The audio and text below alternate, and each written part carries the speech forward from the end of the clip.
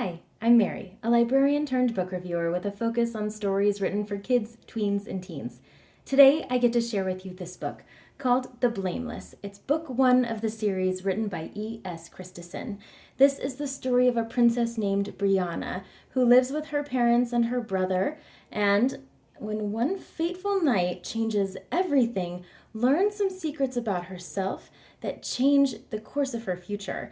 When she leaves the palace because it's under attack, she's captured by some people who end up becoming more than just friends for her. She finds out that she's got some special skills that she was born with but didn't know much about. And it's up to her new friends to show her her reality and how her special skills can help her and her land recover from being taken over by an evil force. This story is a really great introduction to young adult literature, especially for transitioning middle grade readers, because it's very accessible, it's very character focused, and there's not a huge amount of romance or violence. It's a fantasy adventure, really great world building in here, so even though it's a land that is not familiar to readers, it's really easy to get pulled into the reality of Brianna's existence. And just like Brie herself, the readers really pulled warmly into the fold of this space and the people within it.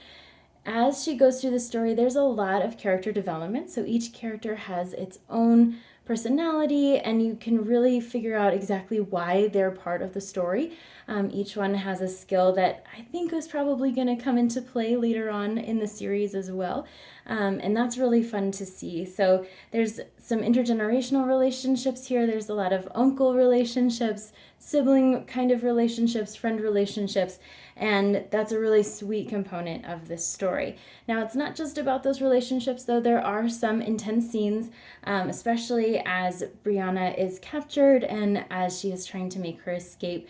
But it's a really great a really great read for people who love to have fantasy adventures, who like a little bit of magic, and also like the feel-good component of the family that extends beyond just the bounds of blood.